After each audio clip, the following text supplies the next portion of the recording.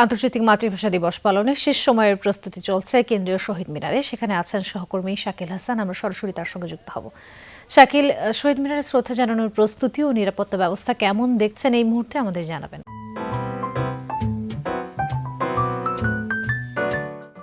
রাজদিন ৭৪ বছর আগে একদল প্রতিবাদী তরুণ মায়ের ভাষায় কথা বলার দাবিতে তারা মাঠে নেমে এসেছিল, রাজপথে তাদের রক্ত রঞ্জিত হয়েছিল।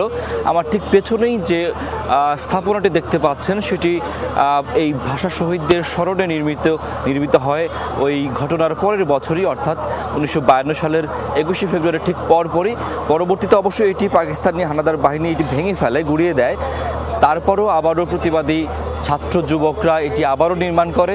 ঠিক মিছিলটি বের হয়েছিল কিন্তু এই শহীদ মিনারের ঠিক পাশেই এখন যেটি ঢাকা মেডিকেল কলেজের মূল ফটক হিসেবে পরিচিত, সেটি আগে ছিল ঢাকা বিশ্ববিদ্যালয়ের কলা ভবন।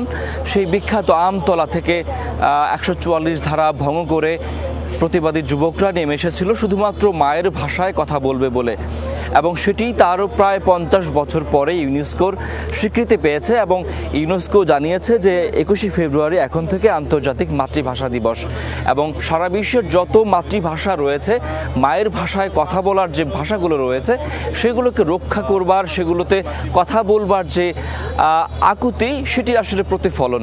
এবং প্রতি বছরই এখন শুধুমাত্র বাংলাদেশের এই ১,৪৪,০০০ বর্গ কিলোমিটারের মধ্যে নয়, সারা পৃথিবীর নানা স্থানে এই সৌধটি নির্মিত হয়েছে। এবং সেখানে শুধুমাত্র বাংলা নয়, যার যার মাতৃভাষায় কথা বলার আকুতি জানিয়ে তাদের ভাষা সংগ্রামীদের, তাদের শহীদদের প্রতি শ্রদ্ধা জানিয়ে সেখানেও কিন্তু এই স্মরণ সভাটি হয় এবং আন্তর্জাতিক মাতৃভাষা দিবস হিসেবে সেটি পালিত হয়। ঠিক প্রতি বছরের মতো এবারও কেন্দ্রীয় শহীদ মিনারে যে স্মরণটি হবে সেটির জন্য প্রস্তুতি এরই মধ্যে চলছে। গত ২ দিন ধরে এখানে প্রস্তুতি চলছে।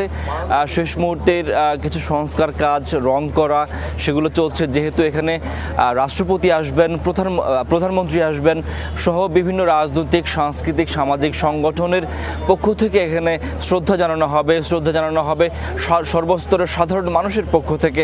যেহেতু ভিভিআইপিদের আগমনের বিষয়টি রয়েছে, সে কারণে কিন্তু নিরাপত্তা ব্যবস্থাও পর্যাপ্ত নেওয়া হয়েছে। প্রতি বছরের মতো ৪ স্তরের নিরাপত্তা এখানে গ্রহণ করা হয়েছে। প্রথম পর্যায়ে এখানে এসএসএফ, পিজিআর এর সদস্যরা দায়িত্ব পালন করছেন, পাশাপাশি পুলিশ, র্যাব সহ অন্যান্য আইনশৃঙ্খলা বাহিনীর সদস্যরাও চারপাশে মোতায়েন রয়েছেন এবং নিশ্চিত নিরাপত্তা ব্যবস্থা এখানে নেওয়া হয়েছে। এবং আপনি দেখতে পাচ্ছেন যে শেষ মুহূর্তে যে প্রস্তুতি, ঠিক ১২টা ১ মিনিটে এখানে রাষ্ট্রপতি এবং প্রধানমন্ত্রী ফুল দিয়ে শহীদদের প্রতি শ্রদ্ধা জানাবেন, এবং তারপরেই বিভিন্ন রাজনৈতিক দল, সামাজিক সংগঠন, ঢাকা বিশ্ববিদ্যালয় সহ অন্যান্য সংগঠনের পক্ষ থেকে শ্রদ্ধা জানানো হবে। এবং ঠিক তারপর পরে কিন্তু একটি উন্মুক্ত করে দেওয়া হবে সর্বসাধারণের শ্রদ্ধা জ্ঞাপনের জন্য। এবং এই শ্রদ্ধা জ্ঞাপন শুধুমাত্র এই স্মৃতিস্তম্ভে ফুল দিয়ে শ্রদ্ধা জ্ঞাপন নয়, এই শ্রদ্ধা জ্ঞাপন একটি ভাষার, মাতৃভাষার, মায়ের ভাষায় কথা বলার আকুতি জানিয়ে যে শহীদরা তাদের রক্ত ঢেলে দিয়েছিল রাজপথে, তাদের প্রতি শ্রদ্ধা জানানো এবং সারা পৃথিবীর যেখানে যে মানুষদের মাতৃভাষা সংকটে রয়েছে, হুমকির মুখে রয়েছে, তাদেরকে রক্ষা করবার আকুতি, এবং এই আকুতি সারা বিশ্বের সর্বত্র ছড়িয়ে পড়বে, সেটি সর্বস্তরের সাধারণ মানুষের এবারের ২১-এর দাবি। জি, যুক্ত হওয়ার জন্য আপনাকে ধন্যবাদ শাকিল।